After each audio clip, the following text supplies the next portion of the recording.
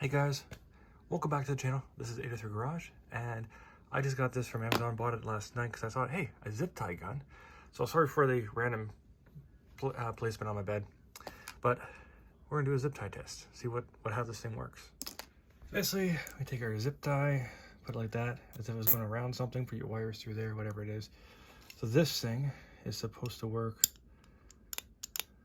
Okay, so it just goes in. You see, if you look here closely, that's the grabbing point. So that goes through here like this.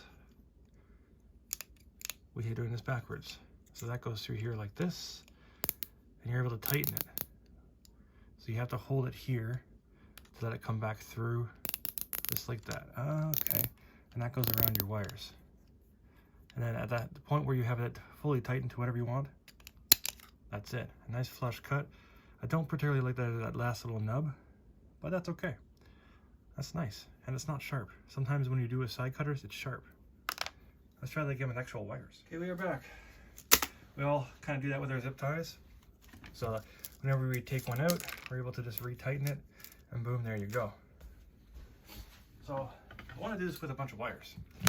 Those are my charging cables for all the gadgets that we now have these days.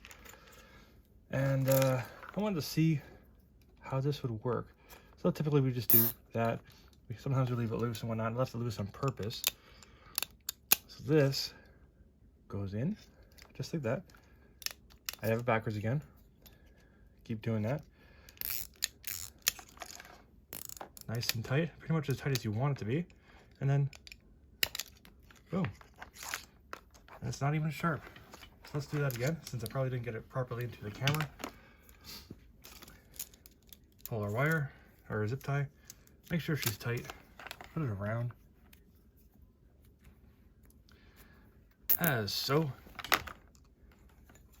Hopefully I get it right this time. Wrong way. There you go. I have a friend calling through. Not gonna answer that right now. Sorry, buddy. And just like that, and then we snip it off. Boom. That's very fast. So just got off the phone with my buddy. We're gonna get together today to work on his basement. I'll do this one more time. Kind of trying to figure out how the best way to be recording this.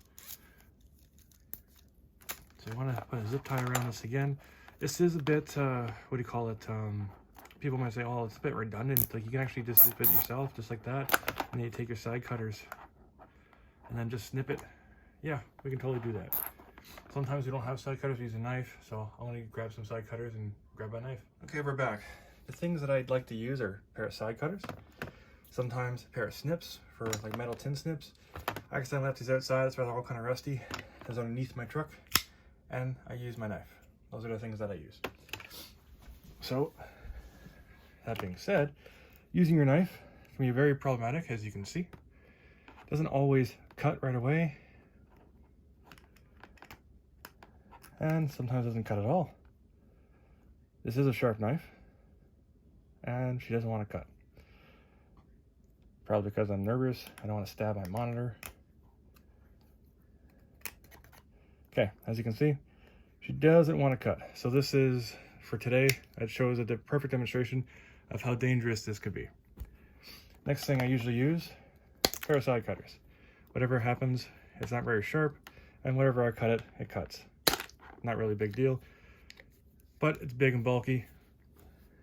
And the last thing that I typically use on a regular basis is a pair of side cutters. The ones that I use are red. These ones happen to be my tool. What do you call it? Toolbox. And boom, there you go. Now these actually, oh, this one's kind of sharp. I kind of figured the side cutters would be kind of sharp. So that being said, not really a big deal if it's sharp or not. But I come across a lot of things in the, I think it was this way. Hopefully I'll get it right now. In the industry, yep, got it right. And I like this because you can really, really tension it, and then boom, you're out. So that's nice. I did order a second one of these. I'm not sure if this, what we would call this one. I guess to be a clamp style. The other one is a pistol style, so that'll be another video. But these ones actually work pretty good. Now, as far as removing these things, sometimes I use my, my knife. But more than likely, I just go along and just snip them off, just like so. Make sure you don't get any wires. And kind of wiggle them a little bit sometimes. When they're really old, you can literally just snap them off with your hand. Just like that. And that's it. So thanks for watching, guys. I'll catch you all in the next one. This is actually a pretty daggone awesome tool. Makes things fast, especially when you want to zip tie a bunch of wires together and to tighten them up. Even if you leave the zip ties themselves, wrong way, do that. Just leave that on, right like that. So you don't want to zip it off, you're good like that. Makes it nice and tight. Sometimes I reuse these too. I don't have it with me. I'll be right back. So when you're on a job site, sometimes you don't actually have a pile of these. If you already used them all up, snipped them all off, and or you just don't want to walk back to the truck. Now, in some cases, if you have a sharp screwdriver, you're able to, if I can get close enough to the camera, you're able to flip this up and you're able to pull this back nice and like, just like that. Then after you've done your thing with the wires, you're able to put them back together and then zip it back on, just like that, and it's already nice and tight, just like that. Boom.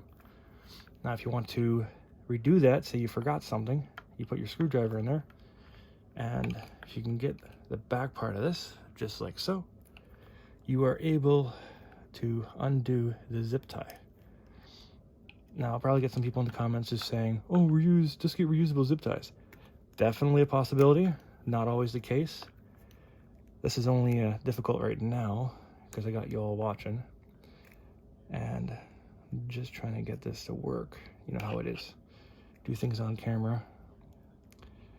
You could do it 1,000 times, but then when you put it on camera, there you go. So you can see I'm able to loosen that off. We can stick another cable through or something like this and then re-zip tie it. Boom, done. And then you can take whatever snip tool you want, just pull it through, and you're good to go. So like I said, thanks for watching, guys. I'll catch you on the next one. Please like, share, and subscribe. And if you have any questions, comments, concerns, leave them down below. I got this off on Amazon. This seems to be like a pretty cool daggone tool. I think I was paid either $17 or $16.99, something like that. And for me, when I do this 1,000 times a day, that's a nice tool to have to keep it all professional. Customers like it when they see you with a lot of professional tools.